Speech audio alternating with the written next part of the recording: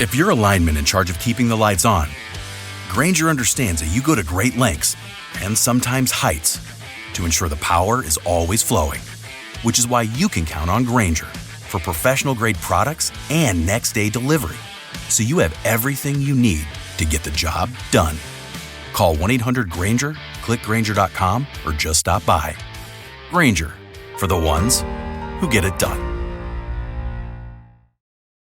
Okay, welcome to the Opperman Report. I'm your host, Private Investigator Ed Opperman, and you can find us here every Friday night, 5 p.m. Pacific Standard Time on Revolution Radio, freedomslips.com, Studio A. Tonight we have a really big guest. This is someone who I was really hoping to get for a while, and it's kind of fitting that we would have her on tonight with all this stuff. Everyone's heard about the Waco and Ruby Ridge, and everybody's all up in arms about this Bundy Ranch situation. But this is really one of the first families in America that were attacked by the police in their home and bombed, and a bomb was dropped on them, and then they were set fire to, and I believe either 5 or 6 children were died in this bombing, this police bombing on this innocent family, and 60 homes of totally uninvolved people and the friends and neighbors of this group were also burned out of their homes in Philadelphia in the mid-'80s. And I've always wanted to bring this story to the public because so many people don't know about it. And I want to thank our producer, Keith Davis, who was in touch with Ramona, Africa, who was now the lone surviving member of that bombing in Philadelphia back in the 80s. Ramona, are you there? I'm here on the move. Oh, amen.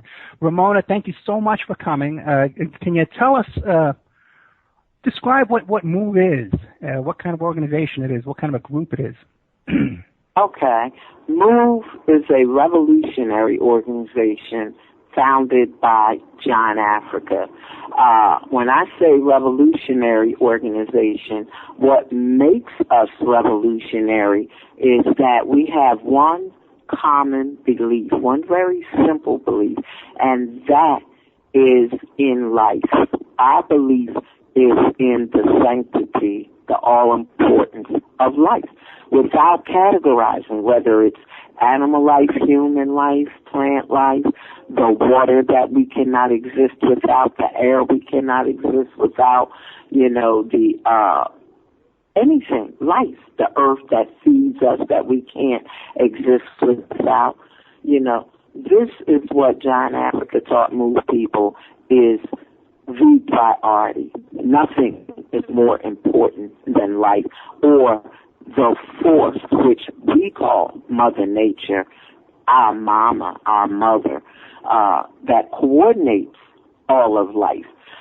Because we have that one simple belief, the government, this system that we have been at war with ever since MOVE, because those that run this system and believe in this system don't care about life.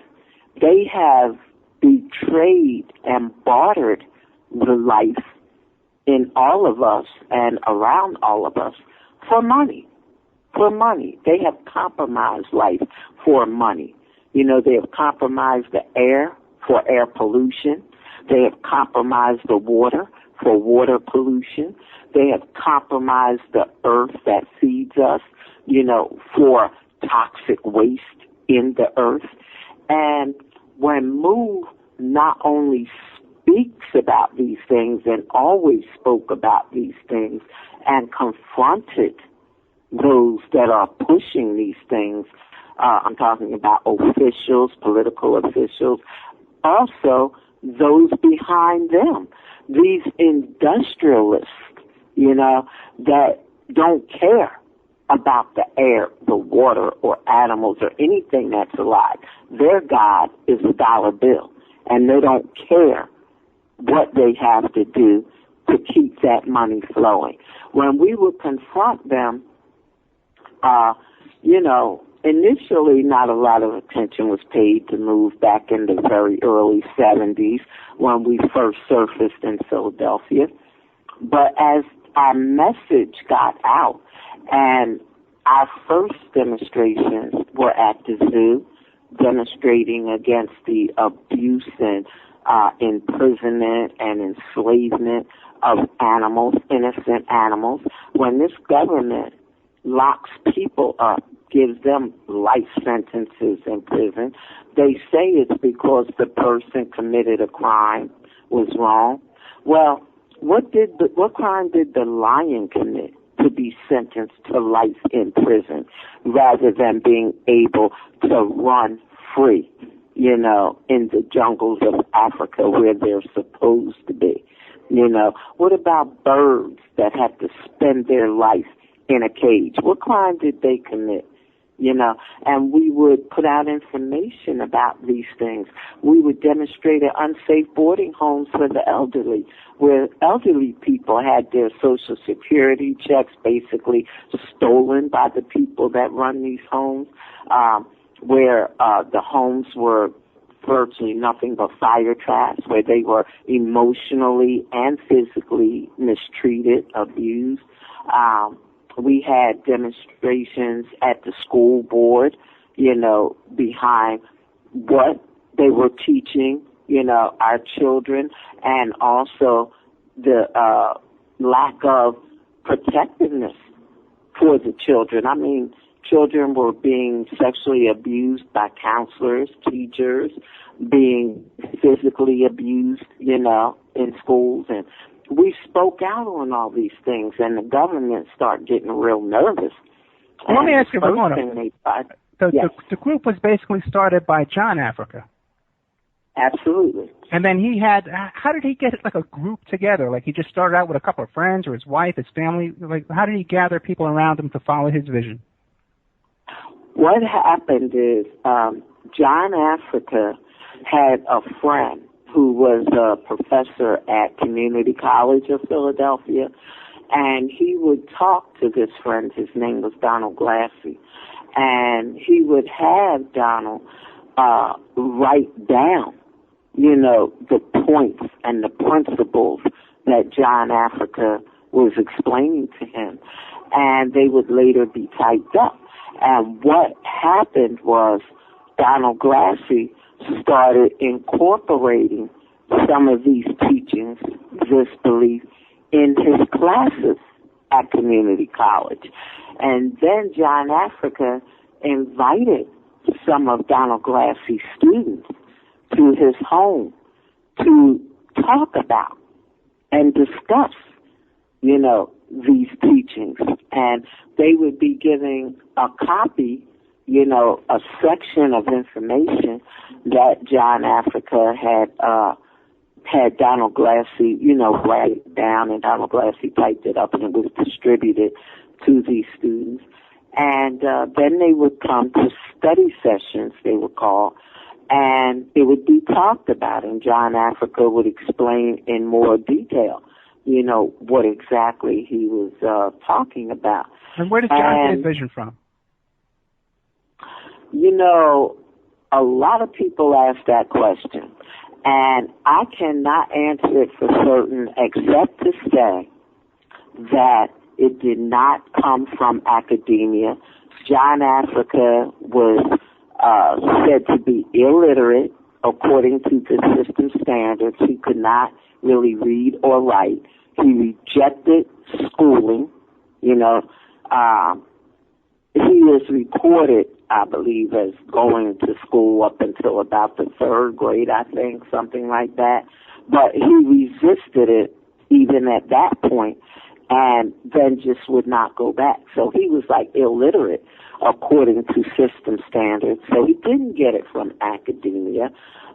He was just always in touch with life and vehemently opposed to anything that goes against life, meaning anything that exploits, imprisons, or enslaves, that pollutes or poisons or maims or kills anything that's alive. He's just always been opposed to that and always very reverent and protective of anything that's alive. And I guess as he got older, he was able to, explain it more and speak on it more. But other than that, I cannot explain to you how John Africa got this understanding. Now, is he alive today, or is he in prison, or was he murdered by the police? The bombing. He died in the second bombing, okay. Yeah, well, there was only one bombing. No, the second attack, though, the second police attack. Right. But, that's who MOVE is. It's what we believe in. And for those that run this system to attack us the way they did and to feel so threatened by us and to really hate us the way they do, because, you have to really hate somebody to bomb them and burn them alive, including babies. You have to hate them. The question is, why? What about our belief is so threatening? It's threatening because those running this system do not care about or believe in life, the force that's keeping them alive. They don't believe in it, and they're not going to have anybody, exposing them and influencing people to put priority on life, on what's important. So they want to get rid of us. And initially, their so-called strategy was to offer us money, in their terms, funding for, different projects we might want to do, and jobs, positions in this system. But MOVE made it clear that we cannot be bought off or bribed or co-opted to compromise what we know is right, compromise life for a job, a dollar bill, a salary. And when they saw that they couldn't buy us off or co-opt us, that is when the brutality and attempted, and I say attempted, intimidation began, because MOVE never was intimidated, but they tried. When MOVE people would set up a peaceful demonstration at some institution of this system, whether it was the zoo, whether it was the Board of Education, whether it was a conference held by Dow Chemical or DuPont Chemicals, institutions that poison the environment. What would happen is when we would set up, cops would come out there and they would tell us that we could not demonstrate, to cease and desist, to pack up and go home. And MOVE wouldn't just, go along with that. We questioned them. We said, what are you talking about? We can't have a peaceful demonstration. Isn't this America, where you tell the world that in America all these freedoms exist, freedom of speech, freedom, to protest and demonstrate, freedom of the press, freedom of religion, all these freedoms? What does the Declaration of Independence or the Constitution say except MOVE? What are you talking about? That's when the beatings would start. MOVE men would be beat by cops into unconsciousness, into broken limbs, How many members did you have at that time? I'm sorry? How many members did you have at that time when you were at the first house and you were doing these demonstrations and stuff? Well, at the very beginning of MOVE, I think there was maybe close to 100 members. But as the beating started and the attempted intimidation by this system, there were those who, just honestly said, I can't do it. I can't do it. And some said that and left and were supporters who would do whatever they felt like they could do.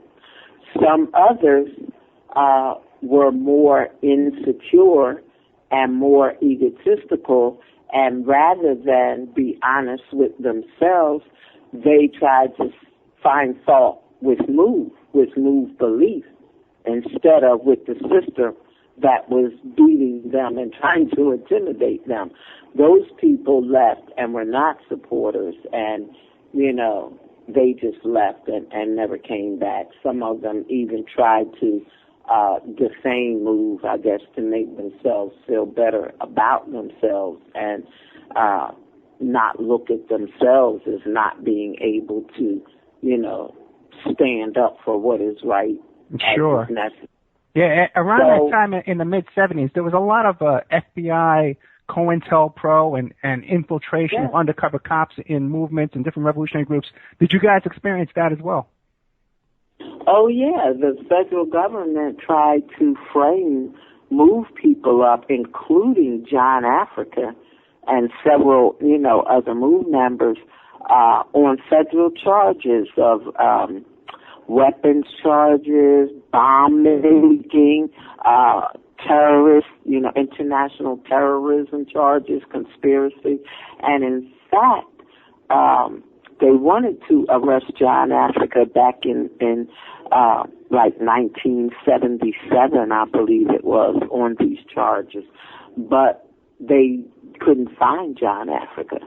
And in 1981, on May 13th of 1981, no less, they arrested John Africa and other Move people up in Rochester, New York. And in 1981, John Africa went on trial with my brother Mo Africa in federal court for 2 months. It was a 2-month trial, and he had exactly those charges on him, and John Africa could have gotten, the rest of his life in prison, if he had been found guilty. John Africa went into court, represented himself. This is a man that is illiterate, has no political or financial influence. You're talking about a black man with long, knotty hair, dreadlocks, coming into federal court with a sweatshirt, jeans, and boots, old boots on. Never made an opening statement, never cross-examined any of the prosecution witnesses, never raised one objection, slept through most of the trial, where there were 2 prosecutors bringing in these bags of black powder that they said was explosives belonging to John Africa. They did everything to try to get John Africa convicted of all of these charges. They wanted him bad.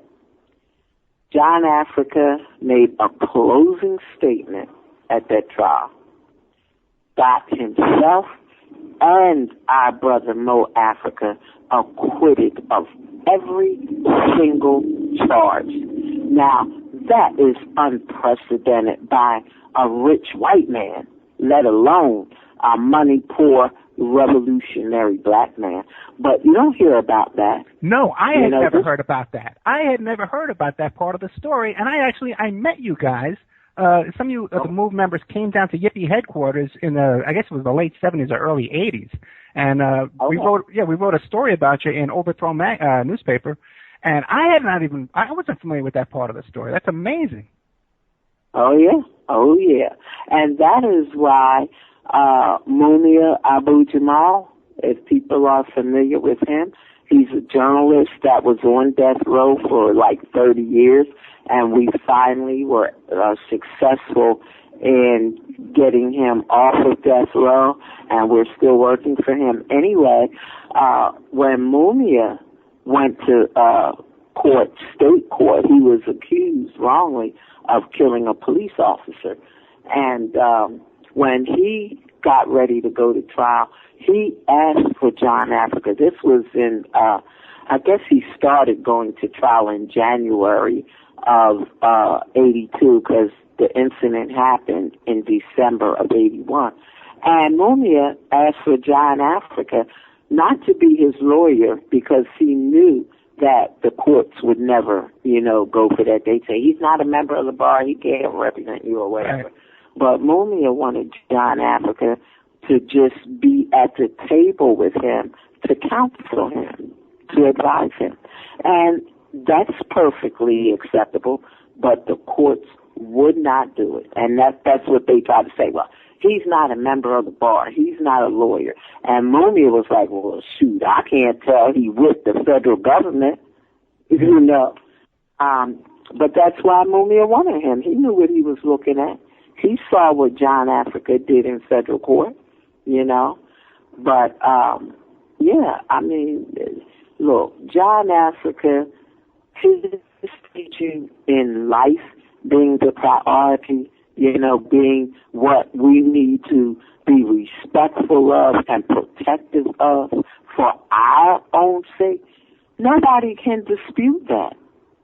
Nobody can dispute that, because I defy anybody to name me anything that's more important than life and the force that coordinates life. What is more important than that? Money, jewels and gems, a fashionable car, a big home, what? What is more important than that? Gold, gold is life.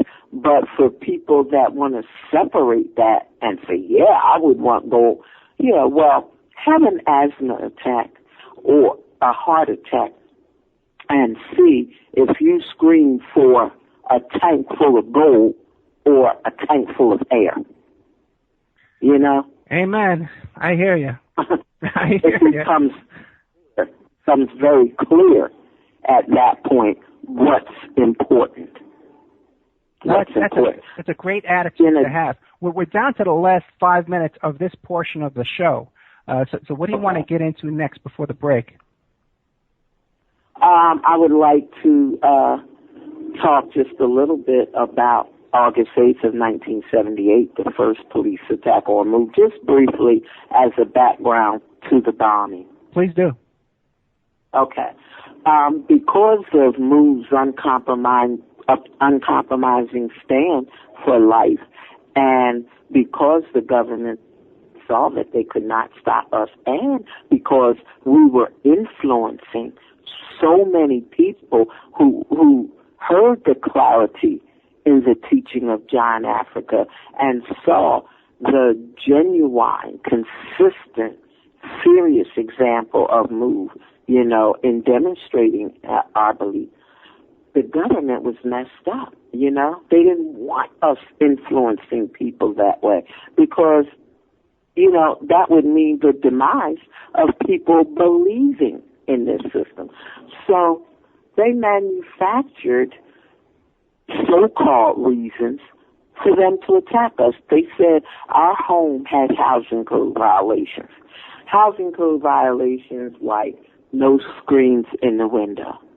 We did not have electricity or gas in our house, so it wasn't a fire hazard or anything, But they said our home had housing code violations, which is ridiculous because these people don't care about poor people, revolutionary people, predominantly, and I say predominantly black people because there are white people in MOVE, Spanish-speaking people in MOVE. We are not a black organization.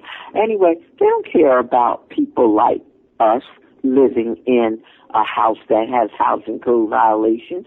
You can't get the Department of License and Inspection to make landlords make necessary repairs in homes that they lease to people and collect money every month from people, and the roofs are leaking, the heating furnaces go out in the winter, the water, tank breaks, and all kinds of things happen. But you can't get this government agency known as the Department of License and Inspection to do anything about it.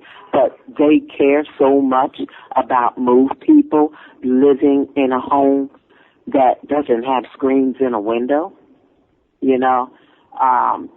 So they used that as an excuse to say they wanted us out of our home, wanted us to vacate our home by August 1st. And some MOVE people did go on to other activities in Richmond, Virginia, in upstate New York, But other MOVE people stayed in MOVE headquarters. So a judge named G. Fred DeBona, a civil judge, issued warrants for every MOVE person that he knew of, even though he knew that some MOVE people were not in that house, had went on to other coordinated activities. Didn't matter. They issued warrants for every MOVE person that they thought they knew of. And that's what they used as an excuse to attack our home on August 8th of 1978. Now, since when? Let me ask a question, though. They were able to get arrest warrants before an eviction or arrest warrants based on an eviction? Well, they did. They said that MOVE people had committed a crime by not vacating the premises. Amazing. By August 1st. That's amazing. Yeah, I'm here, yeah. I'm just in shock. But you can see that it's crazy. It's nothing but an excuse. And I'm not saying it's illegal, because legality is whatever they say it is. Doesn't matter, But yes, that is what they use.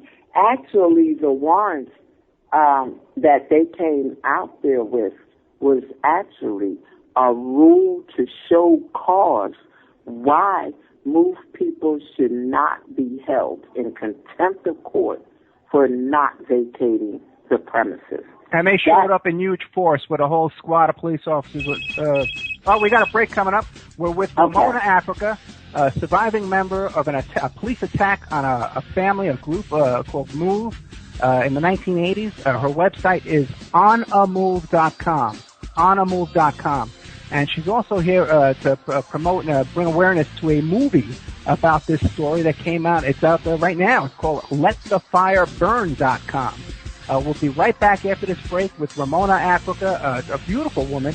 You can just hear the heart on this woman when she talks about life and freedom and revolution. And this is the kind of thing that they want to stifle in us. And when they can't silence us and they can't stifle us, this is what they do. They attack us and they try and imprison us and burn us alive. And this is what we need to fight against and get serious about what's going on out there. Welcome back to the Opperman Report. I'm your host, Private Investigator Ed Opperman, every Friday night, 5 p.m., freedomslips.com on Studio A. We got coming up in the upcoming weeks, we're going to have an author of the Book of Matt, which is the true story of the Matthew Shepard case, and there's a lot of stuff in that case that I know about that's going to be coming out on that show. We're going to have Cindy Sheehan, who's going to be running for governor, and we also have, we're going to be doing a show about Jim Jones and Jonestown, Guyana, but tonight we have a true revolutionary hero in this country, someone who fought the good fight and came under attack and is still standing right now. We have Ramona, Africa, representative of the group MOVE. Her website is onamove.com, and please visit that website and bookmark it because there's 9 members of the MOVE family from this first attack, this first unprovoked police attack, way back in the 70s that are still in prison to this day. Now, you got people that well, I don't want to go on a rant, but there's also a website called LetTheFireBurn.com, which is Ramona's a movie about the... no, not my movie, but a movie about yeah. We'll get you in a movie, Ramona. Don't worry. I'll put you in my movie when they do a movie about me. But I don't want people thinking it's our movie because, we didn't do it. We don't have a problem with it because the filmmaker, Jason Eisner, he did not defame MOVE or anything like that. We feel like the movie is okay, but could have been better. He did 2 extensive interviews with me. He interviewed other people, involved in the whole bombing situation, which I assume are some officials, etc. Mm-hmm. But in the end, he chose not to use any of that in the film. He just used archival footage from the commission put together by Wilson Good after the bombing, and other archival footage. And, you know, we feel like we understand why he did that, because he didn't want really any controversy. He didn't want to be seen as a MOVE supporter or anything like that. He felt like he would just use the archival footage, show people, you know, what was going on, and leave it at that. And that's his right. I mean, you know. Sure. That's his right. We don't have a problem with that. I'm just saying that's what he did. We feel like it could have been a much better movie if he had used, you know, some of the interviews that he had done. But look, we tell people to go see the movie. Yeah, more people need to know this story. That's a fact. And more people need to know that there's 9 members of this movement that are still in prison to this day. Yeah, go ahead. A minute there. There are 8 MOVE members still in prison, going on 36 years now. One of my sisters, Merle Africa, died in 1998. 20 unjust years in prison. We firmly believe that they did something to her. You're talking about a strong, healthy MOVE woman that ran, you know, daily exercise, didn't have any problems until suddenly she had some kind of stomach virus or something that she was experiencing. And it wasn't bad, but, you know, she had an upset stomach, some kind of stomach virus. Right. And they made her take what they call a lay-in, where you're confined to your cell. You don't go to your job, your prison job. If you have school classes, you don't go to your classes or anything like that. They send food trays to your cell so you don't leave your cell. Merle got one food tray. They made her take the lay-in. She didn't want it. They made her take it. They sent her one tray, and that night she got up to use the bathroom, passed out. It took them a while to get an ambulance there, even though the ambulance was only like 10 minutes away. In the middle of the night, there's no traffic. They took her to the hospital, and the next thing we heard, she had passed away. And got all kinds of, like 2 or 3 different reasons of her cause of death. So there's something really wrong with that picture. The entire story is tragic. Ramona, didn't they put you in prison as well? Oh, yeah. After our family went on trial in 1978, you know, for the death of a police officer, which it was perfectly clear that they could not have killed. 9 of my family members went on trial for the death of a cop that was killed with 1 bullet from 1 gun. They charged 9 of my family members with it. They went on trial, even though right after they took my family into custody. I'm talking about within hours. They completely demolished our home. They demolished MOVE headquarters. Now, that was the scene of the crime. That was vital evidence. Wow. Since when do officials destroy evidence in a serious murder trial, particularly where a police officer is killed? And people have to understand, this is years prior to the firebombing. This is a whole different location. Right, yeah. This is the root of the bombing, our unrelenting fight for the release of our innocent family members, who Judge Edwin Malmet, on his own, this was not a jury trial, it was a bench trial, he found all 9 of my family members guilty of murder and sentenced each of them to 30-year minimums, 100-year maximum sentences, then went on a radio talk show program a day or 2 after that, after sentencing my family. Come on in. And when asked a direct question about who killed that cop, he said, I haven't the faintest idea. but he had just convicted and sentenced my family. So Move waged an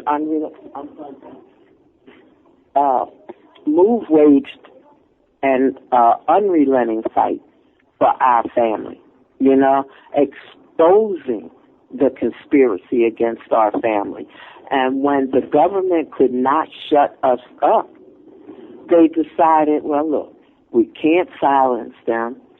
Jail doesn't stop them. Beating doesn't stop them. We can't bribe them or anything. Well, we're just going to have to kill them. I mean, it may sound far-fetched to some people, but others may understand exactly what I'm talking about. It's the same policy that this government institutes abroad, overseas, with various, leaders of countries that they want to get rid of. They kill them.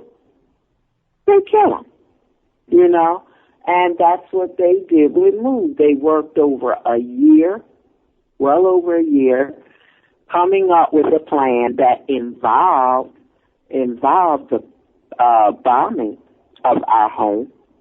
And when they felt like they had a workable plan, that's when they came out there and bombed our home. They had no reason,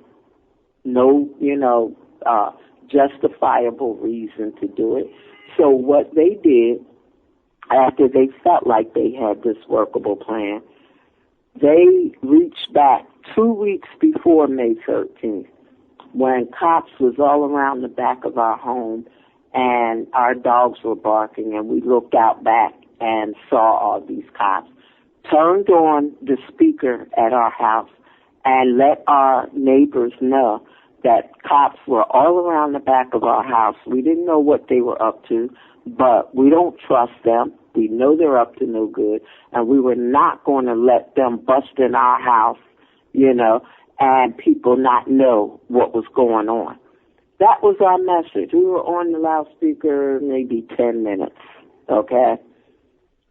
Another cop, a plainclothes cop, walked up the front steps of our home, knocked on the door.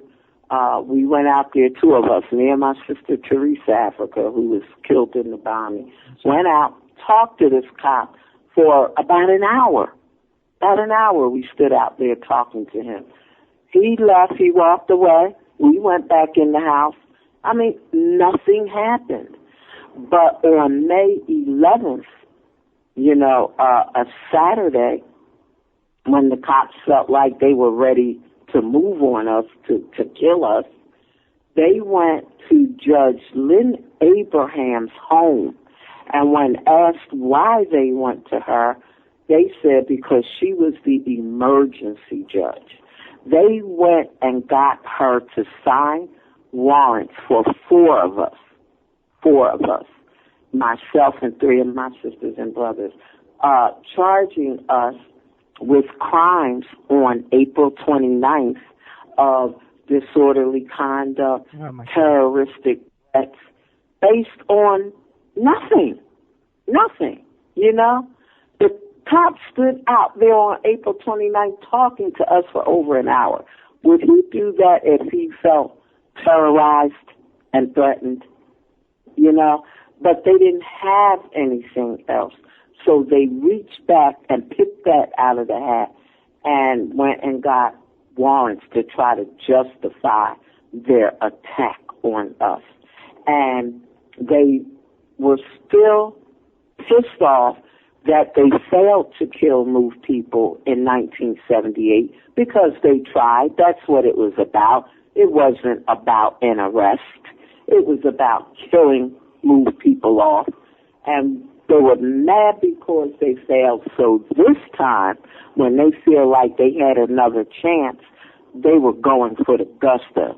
They came out there not only with all of the artillery of war that they came out there with in 78, they came out there this time in 85 with a 50 caliber machine gun, an M60 automatic rifle, a sniper rifle with silencers on it. I believe there was a big fire hose too, right? That they were pointing and trying to knock down parts of the building? Four deluge hoses, fire hoses that pump out 10,000 pounds of water pressure per minute. 4 hoses, that's 40,000 pounds of water pressure per minute. And, you know, you can never really have or conceive of just how much pressure that is. It's horrendous. Think about Bull Connors in the South in the 60s, you know, when he had his firefighters, turn those hoses on demonstrators, how people were knocked off their feet and how much that was. But anyway. We're down to the last 10 minutes, so get out what you have to get out, okay? All right. Basically, you know, they came out there to kill. Yeah. They used all of those means to kill us, and when the 10,000 rounds of bullets didn't kill us and bring us out the house, when the water pressure didn't, when the tear gas didn't, they dropped a bomb on our home. They got a state police helicopter with the Philadelphia Bomb Squad in it and a state policeman as a helicopter, another state policeman as a co-pilot. And without any warning, I mean, they said nothing, made no announcements at all. They flew over our home and dropped that bomb on the roof of our home. The fire commissioner admits openly that he was made aware that there was a fire on the roof of our house, and that fire, which he termed an incipient fire, a fire in the beginning stages, could have been extinguished at that point, but a conscious decision was made to let that fire burn. And when they did that, it was clear that they didn't care about anybody in that house, because when have you ever heard of firefighters who run into burning buildings to save people? When have you ever heard of them making a decision to let a house burn, let a fire burn, when there are men, women, babies, animals in that structure, in that building? It never happens. But they did that in May of 1985 because their aim was to kill, not to arrest. When we realized, because we were all in the basement, when we realized that our home was on fire, we immediately tried to get our children, our animals, and ourselves out of that basement, you know, out of that house. But they were shooting at you. Exactly. That's what I was getting ready to say. The instant they saw us trying to come out, and we were hollering, we're coming out, we're bringing the kids out, we're coming out. The kids were hollering, we're coming out, they're bringing us out. The instant they could see us, they opened fire, shooting us back into that burning building at least twice. At least twice. People ask me, well, how did you and Bertie get out? You know, how did y'all get out? We were the closest to the door, but the thing was, you're faced with a situation where you're going to choke on smoke, choke to death, and be burned alive, or possibly be shot to death. So we were trying to get out of that building. And miraculously, and I don't use that word loosely, we, you know, weren't shot. We made it out, and we weren't shot. We were burned severely, both of us, but we were not shot to death. But people that were still in the house coming out behind us, the medical examiner reported that they not only were burned alive, but they had bullet fragments in them. Bullet fragments from where the cops shot at them. But then they weren't satisfied with that. They arrested you and threw you in prison for how many years? 9 years? 7 years. There was a charge. Charged me with everything that they did, but they had to throw out all of the charges listed in the warrants that they came out there with because they were bogus. There was, you know, no validity to them. So they threw out all the charges that they claim they came out there to deal with, and charged me with everything that they did on May 12th and 13th, because they came out there on Mother's Day, Sunday, May 12th. It ended on May 13th, but they came out there on Mother's Day.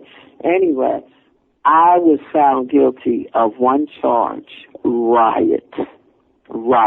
I'm in my own house where we're minding our business, and we're surrounded by cops who attack us, but we rioted? I mean, I would say unbelievable, but it's very believable. Well, because you lived through it. You lived through it. But to me, I'm sitting here in shock, and I know this story. And I can't believe that people hearing this story right now are not outraged. And why this? This is a national tragedy, this story. How many children were killed and the ages of those children that were murdered in that building? 5 children and 6 adults. I don't know the age because we don't really deal with that, Gotcha. with kids. But they were very young children, very young. I mean, they weren't even teenagers, They were young children. Now, when Birdie, the young boy Birdie, when he got out, did he live a happy life? What was his life like? I know he just died recently too in another tragic circumstances. Too young. He passed away, but they took Birdie from Move, and they dug up his father, biological father, out of the woodworks because Birdie's mother was killed in the bombing, and his mother, Rhonda, and his father, biological father, Indina, had been separated, divorced since Birdie was an infant. And then Rhonda came to Move with Birdie when he was a baby, and Andino had nothing to do with Birdie from that point on. But they dug him out of the woodwork and, pushed him to get custody of Birdie because they were not going to allow him back with Move. That they'd die and go to hell before they did that. So they dug him out first. And what Andino Ward saw in Birdie was dollar signs. He obviously didn't care about the boy. He had no contact with him. Even up to right before May 13th, when the media was hyping things up a bit, he didn't come to Osage Avenue and say, I know my son is in there, or is my son in there? I want to know if he's okay. I don't want him hurt. But Ramona, we have less than 3 minutes, okay? And by the way, you're invited to come back anytime you want to come back and make an announcement, or you want to come back and tell more of this story. You have an open invitation. What I want to know from you right now is what can people do? The biggest thing I think is to support the Move 9, the remaining 8 living members that are in prison. What can we do? What can we do? What people can do is contact us, because it would take me more than the time I have to tell people. But as you said, go to our website, onamove.com, or call me at 215-386-1165. That's my home number. Or email me at onamove, LLJA for Long Live John Africa, at gmail.com. Now, I'm not at home now. I'm out in the Bay Area of California. But I'll be back home Monday. So call and leave a message and a way for me to contact you. Email me, or, I have all this information up on my blog, the Opperman Report, but the email I have is onamovelja@AOL.com. Do you want that one on there or no? No, it's LLJA. Yeah, LLJA, but at AOL.com, not Gmail. Okay, I check that too. The one I check mostly, though, is Gmail. But either one, I look at the AOL emails as well. Okay, great. So onamove.com, Ramona Africa. Bless you, Ramona. Okay, and thank you for coming on the show. I really appreciate it. Anytime you want to come on. I'm Minister of Communication for the organization, so this is what I do. Thank you very much. And you just have so much warmth and love in your heart. I love you. Anytime you want to come back. Out of love, not a hate. I hear you. I hear you. You have an open invitation to come back. I want you to have to come back and tell us some more of this story. Okay. Anytime. Okay. All right. Thank you very much, Ramona, Africa. Right after On the move, and long live revolution. Amen. Long live the revolution and revolutionary elder statesmen like Ramona Africa, who we need to hear from more in the news and on shows like this. We need more of them. Ramona, I gotta hang up, okay? But I'll call you during the week, okay? Thank you.